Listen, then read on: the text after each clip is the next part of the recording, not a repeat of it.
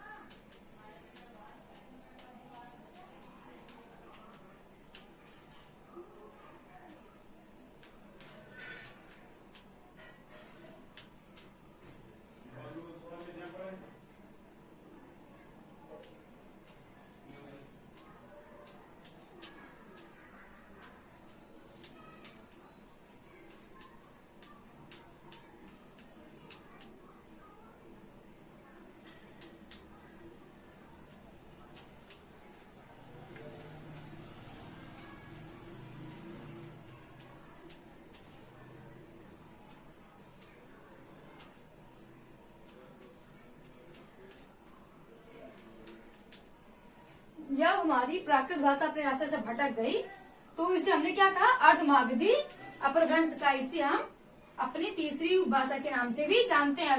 और तीसरी भाषा को आप दूसरी किस नाम से जानते हैं? हम पूर्वी हिंदी। किस नाम से? इस नाम से बोल सकता है। आपका तीसरा भाषा कौन सी है? पूर्वी हिंदी। और पूर्वी हिंदी की 3 बोलियां थी। कौन सी? पूर्वी हिंदी की 3 बोलियां थी।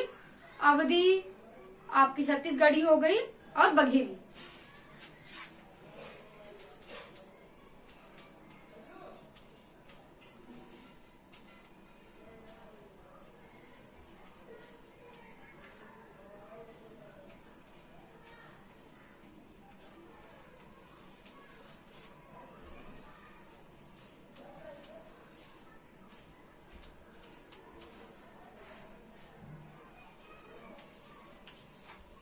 तो हमारा जो तीसरा अपभ्रंश है, तीसरा हमारी उपभाषा है अर्धमागधी उपभाषा, या इसे पूर्वी हिंदी के नाम से भी जानते हैं।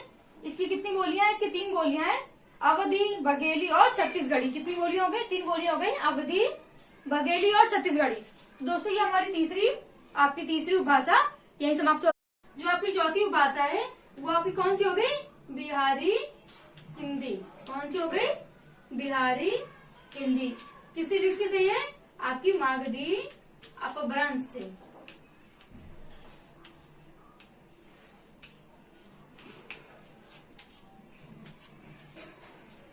जब कुछ लोग, वहां के लोग मगध की तरफ आए, मगध की तरफ आए, पटना की तरफ आए, क्योंकि जो अर्धमागधी था वो आपके मगध से दूर था। और ये जो मागधी है आपका, ये मगध के केंद्र पर स्थित है। जो वहां के लोग जो पटना के पास आए और आपके मगध की तरफ आए, तो वहां की जो प्राकृत भाषा थी वो किस में परिवर्तित हो गई?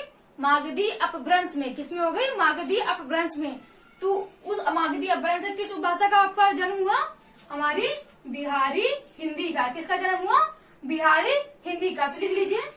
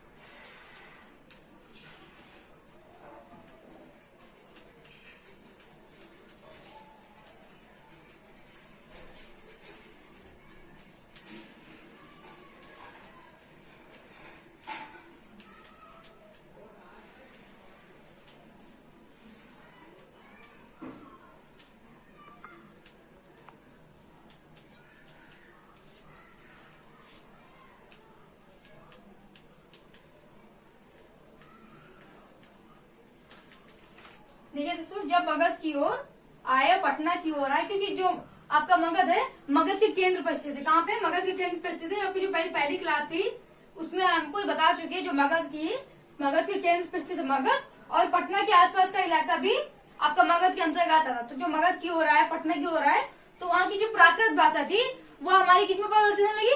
मागधी अपभ्रंश में। जो हमारी वहाँ की प्राकृत भाषा थी वो मागधी अपभ्रंश में परिवर्तित होने लगी। तो उससे किस उपभाषा का जन्म हुआ?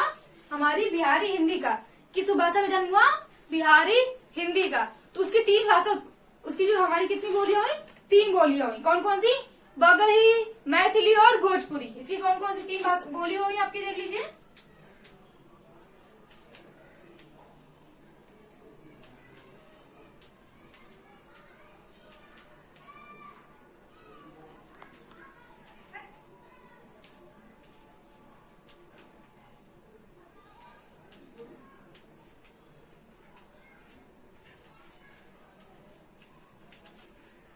तो हमारी बिहारी हिंदी की, जो बिहारी हिंदी हमारी क्या है, ये उपभाषा है, उसकी तीन बोलियां थी।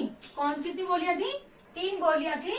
पहली कौन सी? बगही, दूसरी मैथिली, तीसरी भोजपुरी। कौन कौन सी? बगही, मैथिली और भोजपुरी। तो ये आपका कौन सी हो गई? आपकी चौथी उपभाषा हो गई। कौन सी? बिहारी हिंदी। तो आपकी जो अगली उपभाषा का क्या नाम है? पहाड़ी हिंदी। अगली उपभाषा कौन सी है? पहाड़ी हिंदी। इसको नोट कर लीजिए, नोट करते जाइएगा, कोई पॉइंट छूटना नहीं चाहिए आपका।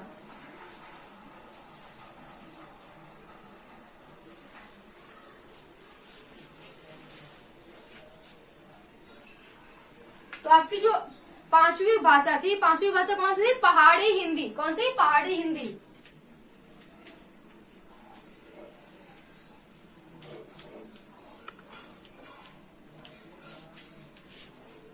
ये आपकी पांचवी भाषा है। ये किससे उत्पन्न हुई? स्वस्थ अपभ्रंश से। किससे? स्वस्थ अपभ्रंश से।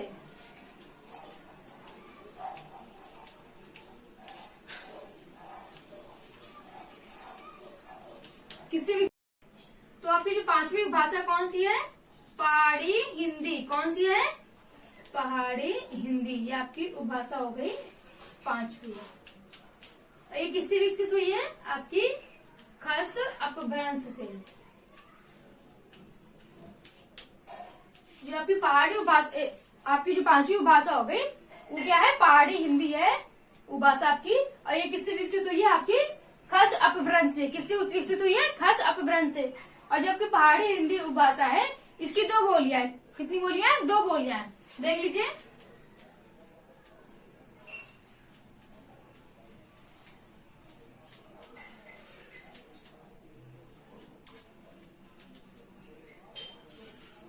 पहली कौन सी है आपकी?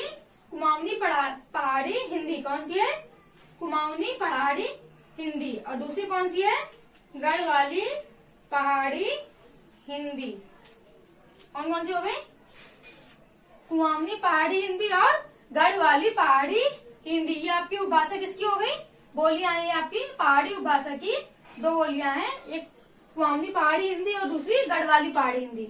जो पहले के लोग थे वहाँ के, तो वो जो हमारी पहाड़ी हिंदी है उसको हिंदी का स्वरूप नहीं मानते थे। वो नहीं मानते थे कि जो हमारी हिंदी भाषा है पहाड़ी हिंदी उसी का रूप है। तो आज के आगे मैं आपको कुछ इंपॉर्टेंट नोट दिखा दे रही हूँ, जो कभी भी क्वेश्चन पूछे जाते हैं तो इम्पोर्टेंट नोट डाल के उसे आप नोट कर लीजिए। यहाँ तक समझ में आ गया आप लोग को? ठीक है। जो चीज नहीं आता प्लीज कमेंट बॉक्स में डालिए, मैं आपको बताऊंगी।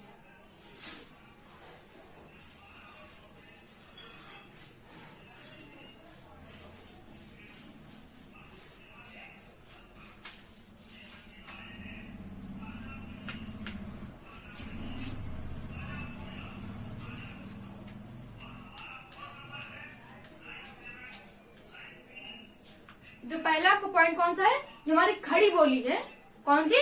खड़ी बोली, जिसको पश्चिमी बोली के नाम से जानते हैं, का संस्कृत निष्ठ रूप अनुच्छेद 343 के में राजभाषा घोषित की गई है। जो हमारी खड़ी बोली है, जिसे पश्चिमी हिंदी के नाम से भी जानते हैं, वो संस्कृत निष्ठ होके 343 आपका अनुच्छेद है, उसमें राजभाषा के नाम से घोषित किया गया है। नोट कर लीजिए।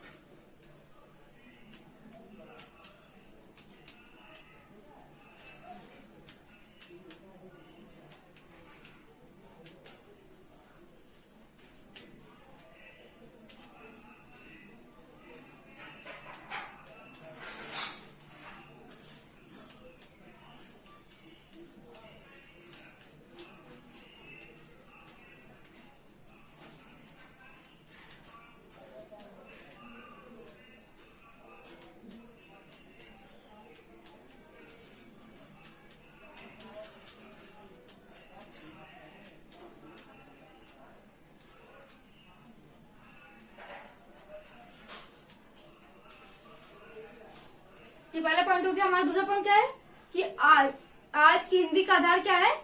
हिंदी। आज की भाषा का आधार कौन सा है? हिंदी का आधार है।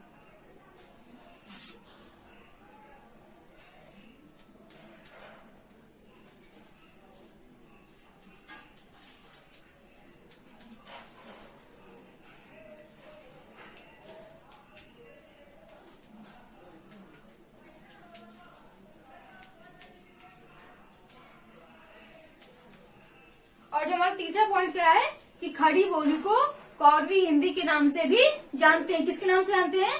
हमारी जो खड़ी बोली है उसे हम कौरवी हिंदी के नाम से भी जानते हैं।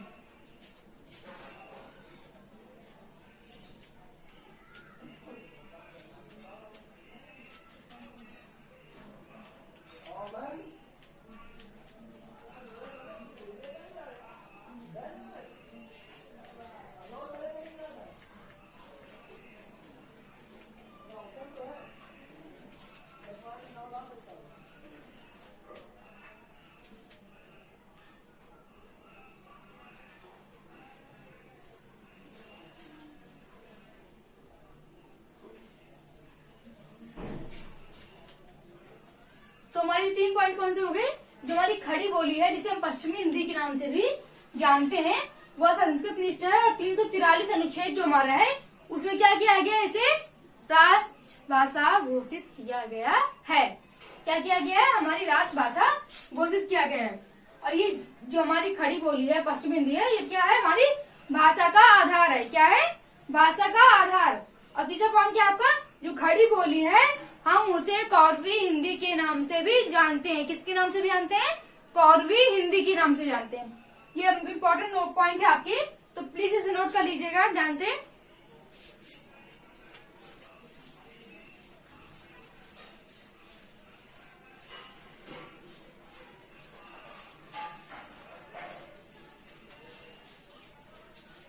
क्वेश्चन है दोस्तों, कई पूछ लिया जाता है कि हमारी जो हिंदी है किस भाषा का शब्द है? हिंदी हमारी किस भाषा का शब्द है? इसका आंसर है आपको फारसी भाषा का। किसका है? जो हमारी क्वेश्चन नोट कर लीजिए।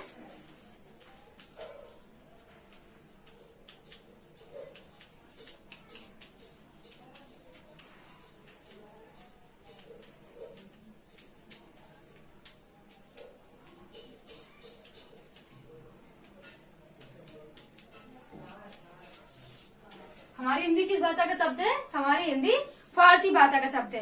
तो जब हमारे भारत में फारसी लोग आए, कौन आए?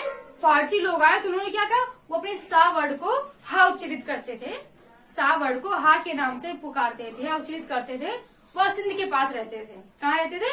तो सिंध के पास रहते थे। तो वह क्या बुलाने लगे? उसे हिंद पुकारने लगे। इस तरह जो हमारी भाषा हिंदी है किस नाम से जानने लगी? हिंद के नाम से जानने लगी। तो ये किससे उच्चारित हुई? हमारी फारसी भाषा से। अब ये बात हो गई जो हमारी देवनागरी लिपि है किससे मिलकर बनी है? जो हमारी देवनागरी लिपि है। अगला क्वेश्चन क्या है आपका?